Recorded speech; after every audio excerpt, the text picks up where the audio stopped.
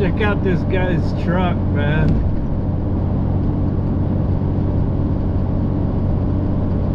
That sumbitch is sick. Holy moly.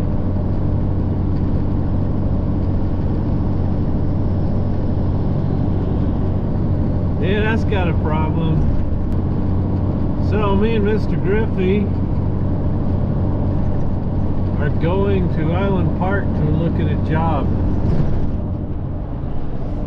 Say hi, Mr. Griffey. Oh, Jeff. I don't think he's too happy.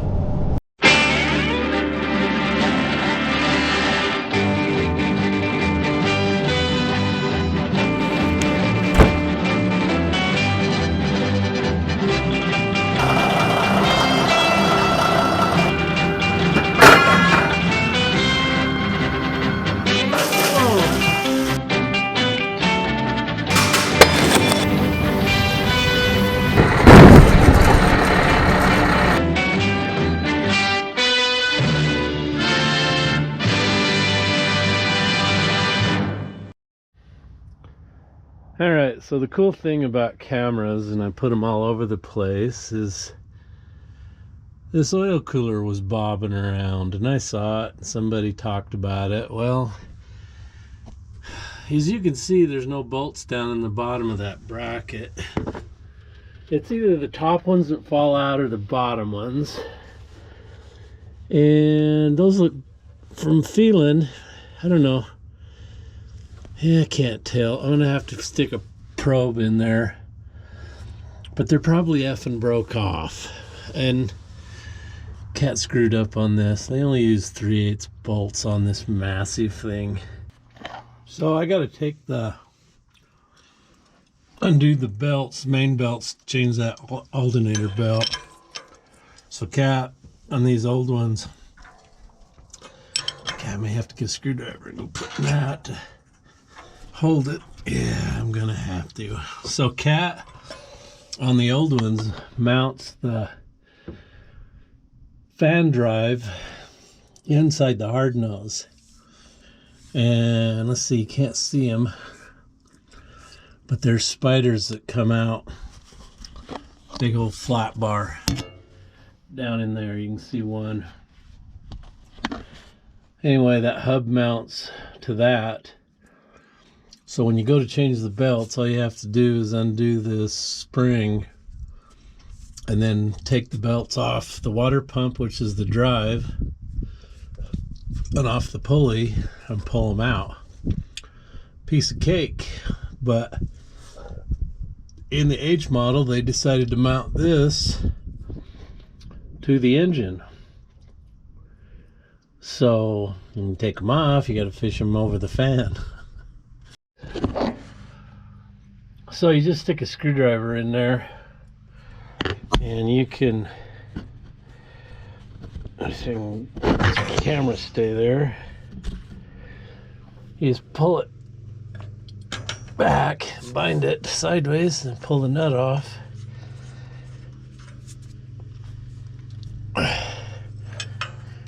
And then, whoop, you let that out, let her out. So for some reason, I have a stack of hard flats under there. Don't know why. So anyway, there we go. It's loose. And then you can just take the belts and pull them off of here. I wish I had new belts, but I don't. I'll just pull them off this top pulley, fan pulley, like this.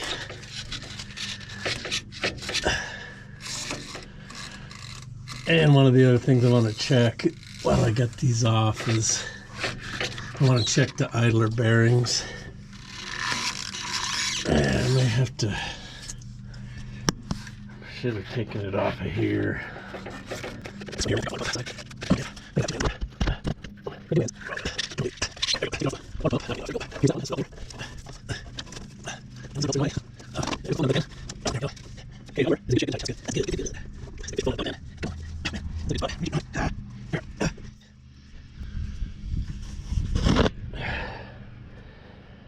Okay, that's my old belt. It's been on there a long time. We was due for a new one. Let's go get the new one. So I went into my Napa dealer.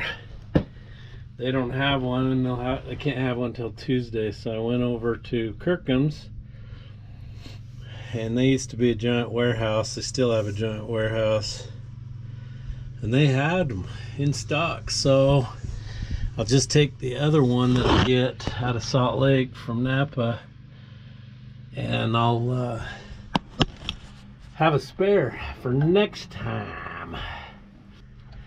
I gotta put my, I don't know why in the world I have these 3 hard flats on here. I do not know why. There's got to be a reason. Either I didn't want to put that much tension on the belts or something. I don't know.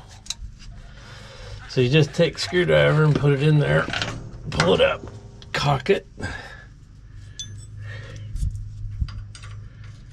and screw the nut on.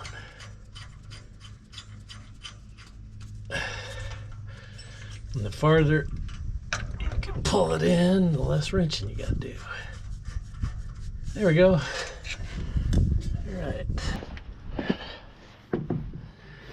Some kitty cat's been in here, spending the night on my seat.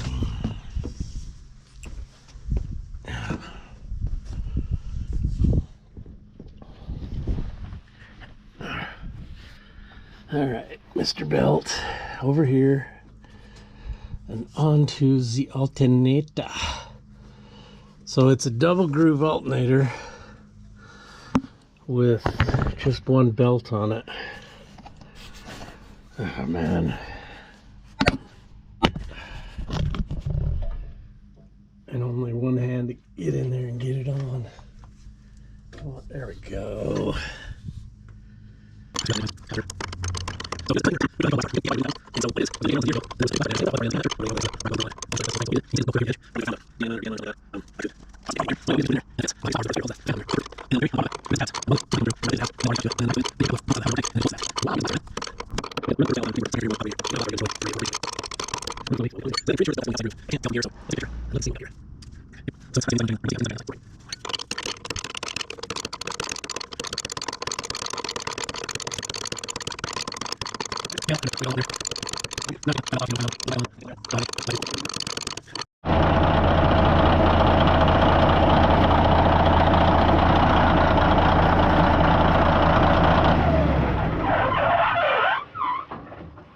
Well, they must be working because it fired up and didn't miss a lick. No, it didn't. But it's pretty warm today. No, not enough for one of these to fire without glow plugs. Did you notice if it was charging at all? I did. All right, so everything's put back together. She runs, starts up, glow plugs all work. Got a new belt on the old alternator. I probably need to get a set of belts ordered for the fan. I think I already told you that. Anyway, she's ready to go back into the dirt. I can't think of anything else I need to fix now. Our job over cleaning up the rocks is coming to an end. So next project is haul all these things down to American Falls and get to work. Digging a couple of holes, big holes, 30-foot deep holes. So anyway, hope you enjoyed the series on the piss poor quality cat parts. I probably should have waited to trash them on that because I still want a decent finished part.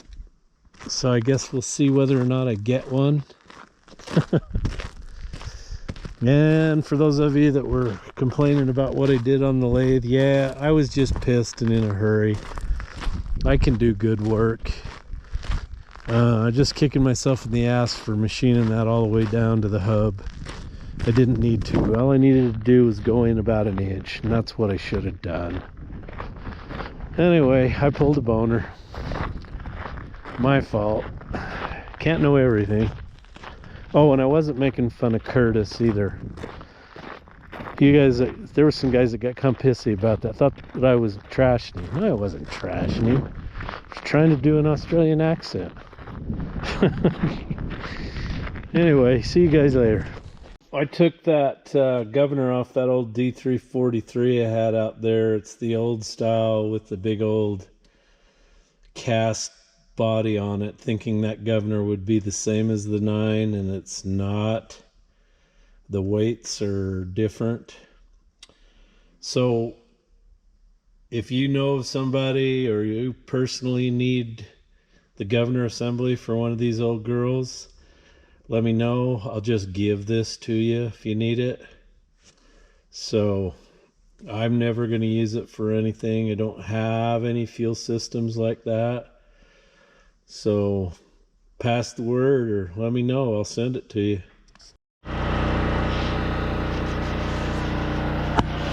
Doing a little radiator clean out here.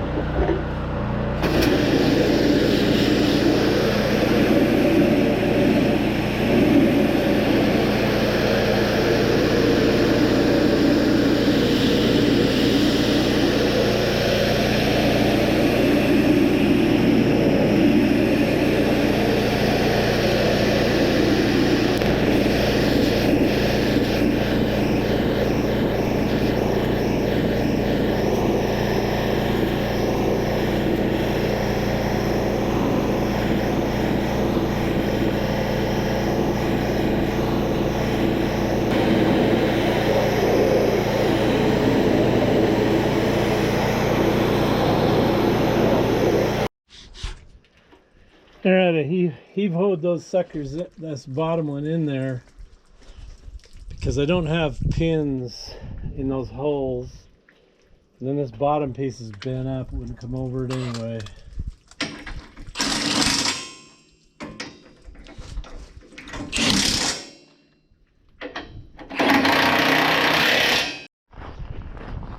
Okay, got me a can of Start You Bastard. That's French for start you bastard. Liquide de start you bastard. And not using it on the engine per se. I've got this one end I put on this glow plug up here. And I noticed the other day that it's full of oil and grease. Oh. Our glow plug off and then get up in here and Start You Bastard. Best cleaning fluid ever. Now I better wait for that to evap so I don't have a flash fire. So today I finally got the turbo cleaners. It's a Sentry brand. And they made me a 12-inch extension. I don't have time to put it on here, but I went over to where Matt's at and I put the one on the excavator. So I think the reason I'm not seeing a lot of smoke out the exhaust anymore is when I took this off and it was all plugged up, the ejector pipe and the muffler up in there, it looked to me like it was like ash from a fire. And I think when, what was it, 2 years ago, we were taking all those trees out and those ditches and all that stuff, moving roads for the guy that was putting in pivots. And I was pushing all those trees we were burning, and there was days it was snowing and raining, and that fly ash got in the venturis in here and plugged them. Well, first it plugged up the dust ejector up the pipe, plugged the tube that goes over there, and plugged these venturis, because last fall about this time of year we were up working on a job in the river, and I put brand new primary and secondary in this, and you'd pull the throttle up and it would pull it clear to the red. So when I cleaned this all out, I took the air gun and blew all those venturis out. And now, even with a partially plugged air cleaner, it just pulls that restriction gauge up a little bit. But I noticed it just does not smoke like it used to. And that's awesome, because I didn't do anything to the air-fuel ratio control, so that shouldn't be affecting it.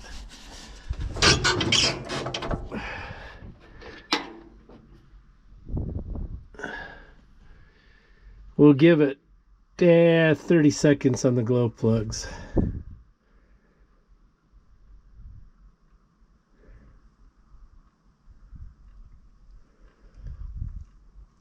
See if she fires up, runs clean.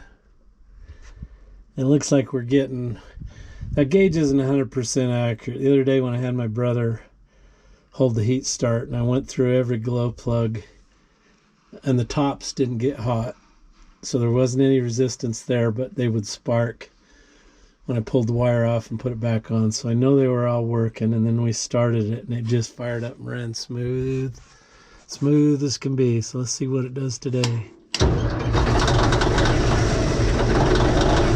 at that.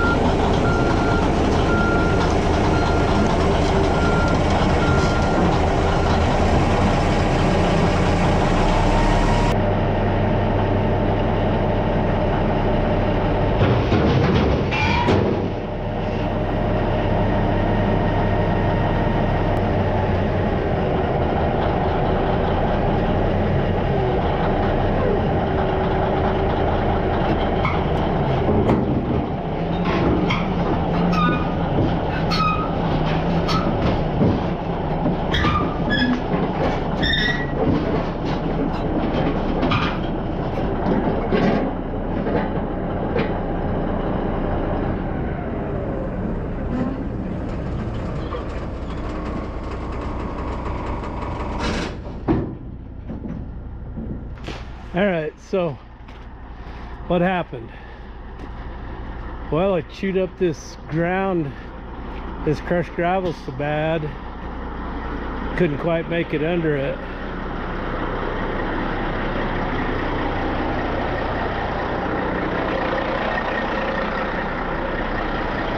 Oh, And then I drug the Jeep out with the brakes on. Look at the hole I dug there. That probably actually helped get under it as it lowered the Jeep. So then I put some sticks under it, and that's really what they were, was sticks. And just crushed them into a million pieces. Oh.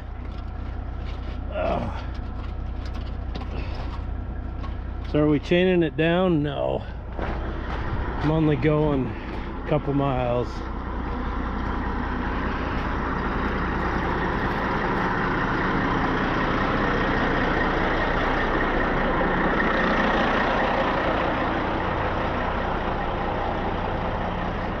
So the other thing I forgot to do is I was going to, once I had the big neck hooked up, I was going to hook the glad hands up and make sure the trailer had air, because the trailer does not have spring brakes.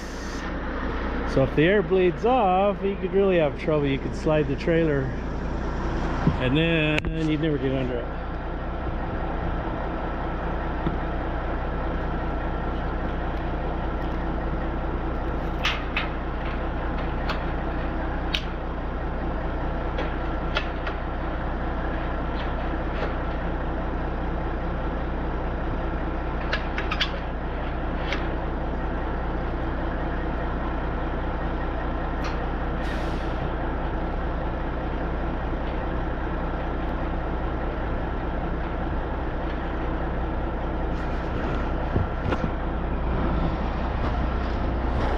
Alright,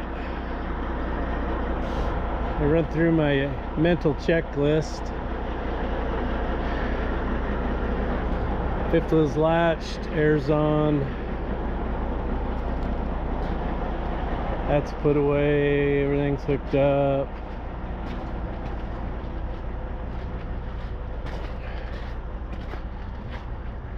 We're good to go.